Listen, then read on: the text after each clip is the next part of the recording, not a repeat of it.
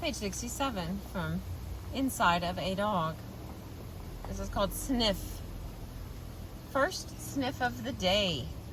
Pump wanders into the living room in the morning while I am dishing out her food.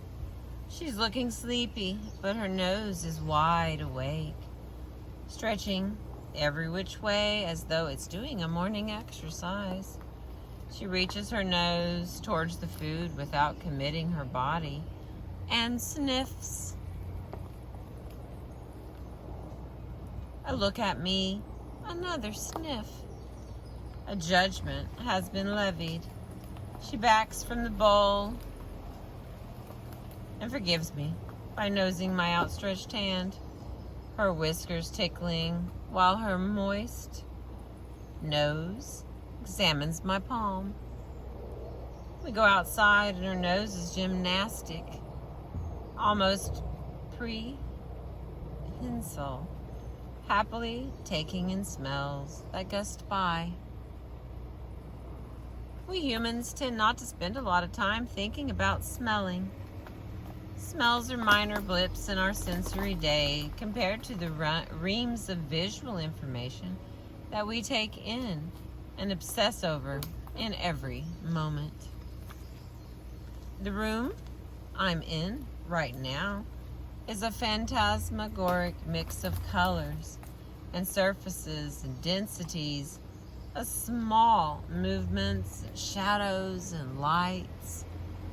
Oh, and if I really call my attention to it, I can smell the coffee on the table next to me, and maybe the fresh scent of the book cracked open, but only if I dig my nose into the pages. Not only are we not always smelling, but when we do notice a smell, it's usually because it is a good smell or a bad one. It's rarely just a source of information. We find most odors either alluring or repulsive. Few have the neutral character that visual perceptions do. We savor or avoid them.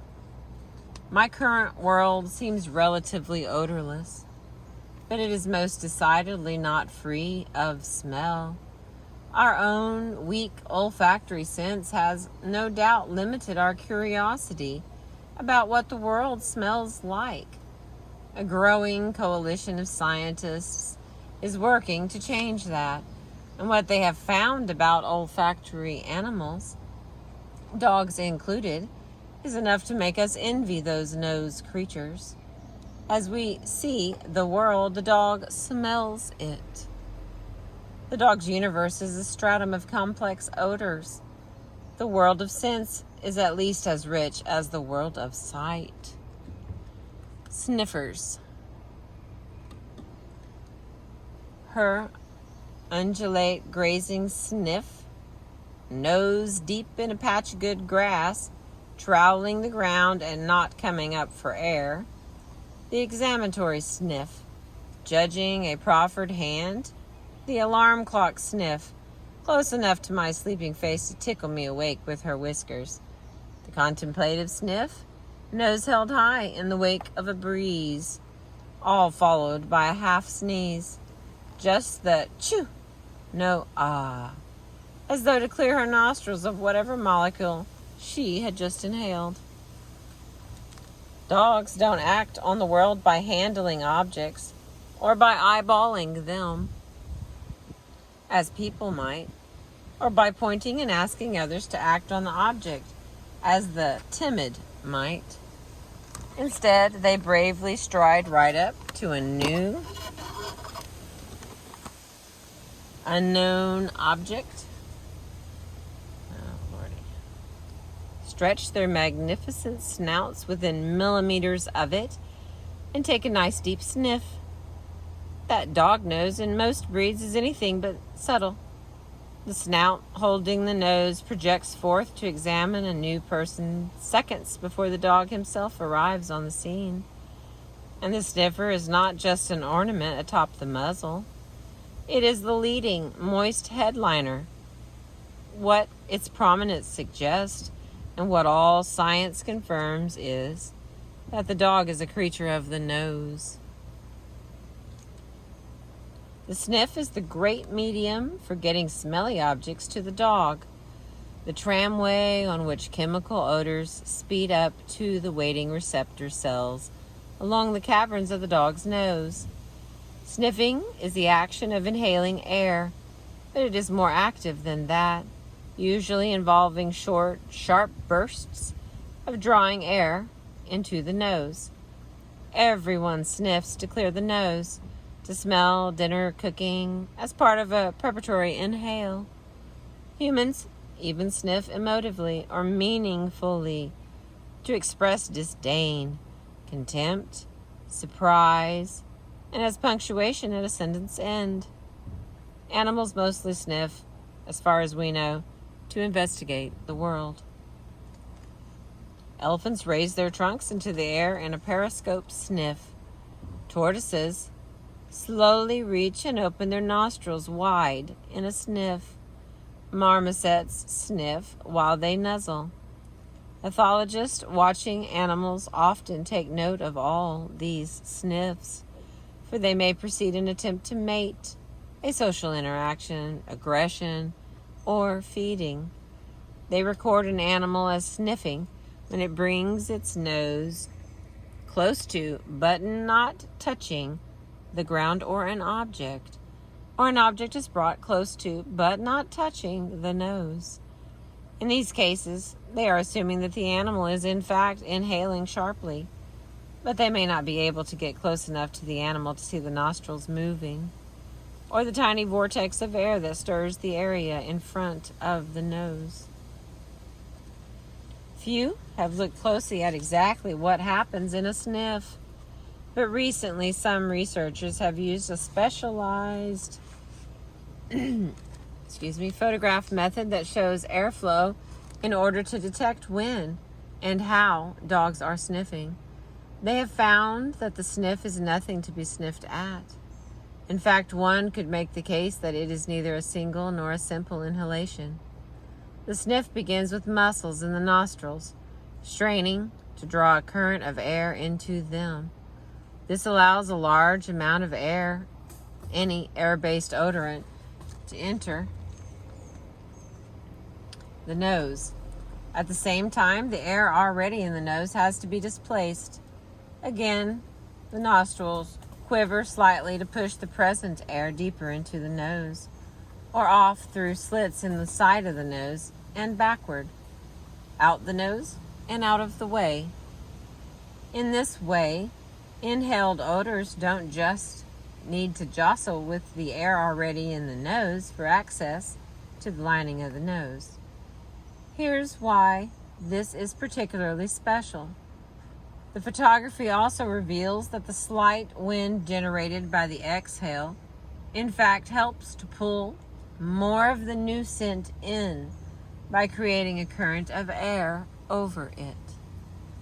This action is markedly different from human sniffing, with our clumsy in through one nostril hole, out through the same hole method.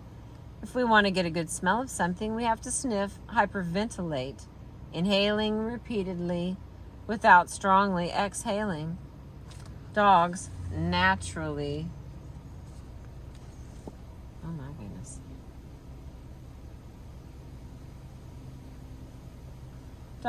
create tiny wind currents in exhalations that hurry the inhalations in. So for dogs, the sniff includes an exhaled component that helps the sniffer smell. This is visible. Watch for a small puff of dust rising up from the ground as a dog investigates it with his nose. Given our tendency to find so many smells disgusting, we should all celebrate that our olfactory system adapts to an odor in the environment. Over time, if we stay in one place, the intensity of every smell diminishes until we don't notice it at all. The first smell of coffee brewing in the morning, oh, fantastic, and gone in a few minutes. The first smell of something rotting under the porch, nauseating, and gone in a few minutes. The sniffing method of dogs enables them to avoid habituation to the olfactory topography of the world. They are continually refreshing the scent in their nose, as though shifting their gaze to get another look. The nose knows. I crack open her window in the car, just enough to fit a dog-sized head, remembering the time she threw herself completely out the open window after that squirrel hitchhiking on the side of the road. Pump props herself up on the armrest and pokes her muzzle out of the car as we race along in the night. She squints her eyes tight. Her face is streamlined in the wind, and she projects her nose deep into the rushing air. Once a smell has been vacuumed in, it finds a receptive welcome from an extravagance of nasal tissue. Most purebreds and nearly all mutts have long muzzles, in whose noses are labyrinths of channels lined with special skin tissue. This lining, like the lining of our own nose, is primed to receive air-carrying chemicals, molecules of various sizes that will be perceived as scents. Any object we encounter in the world is cast in a haze of these molecules. Not only the ripe peach on the counter, but the shoes we kick off at the door and the doorknob we grasp. The tissue of the inside of the nose is entirely blanketed with tiny receptor sites, each with soldiers of hairs to help catch molecules of certain shapes and pin them down. Human noses have about 6 million of these sensory receptor sites. Sheepdog noses, over 200 million. Dogs have more genes committed to coding olfactory cells, more cells, and more kinds of cells, able to detect more kinds of smells. The difference in the smell experience is exponential. On detecting certain molecules from that doorknob, not single sites, but combinations of sites fired together to send information to the brain. Only when the signal reaches the brain is it experienced as a scent. If it is, we do the sniffing. We'd say, aha, I smell it. More than likely, though, we won't smell it, but the beagle will. It's been estimated that their sense of smell may be millions of times more sensitive than ours. Next to them, we are downright anosmic, smelling nothing. We might notice if our coffee's been sweetened with a teaspoon of sugar. A dog can detect a teaspoon of sugar diluted in 1 million gallons of water. 2 Olympic-sized pools full. And here's the asterisk. Theoretically, no swimming pools have been used in such a test. Instead, experimenters use extremely small samples of an odorless medium and then add an even more extremely small sample of sugar to one of them. What's this like? Imagine if each detail of our visual world were matched by a corresponding smell. Each petal on a rose may be distinct, having been visited by insects, leaving pollen footprints from faraway flowers. What is to us just a single stem actually holds a record of who held it and when. A burst of chemicals mark where a leaf was torn. The flesh of the petals, plump with moisture compared to that of the leaf, holds a different odor besides. The fold of a leaf has a smell, so does a dewdrop on a thorn, and time is in those details. While we can see one of the petals drying and browning, the dog can smell this process of decay and aging. Imagine smelling every minute visual detail, every minute visual detail. That might be the experience of a rose to a dog. The nose is also the fastest route by which information can get to the brain. while visual or auditory data goes through an intermediate staging ground on the way to the cortex. The highest level of processing, the receptors in the nose connect directly to nerves and specialized olfactory bulbs, so shaped. The olfactory bulbs of the dog's brain make up about 1/8 of its mass, proportionally greater than the size of our central visual processing center, the occipital lobes in our brains. But dogs' especially keen sense of smell may also be due to an additional way they perceive odors, through the vomeronasal organ. Page 73. Thank you for listening. I appreciate you.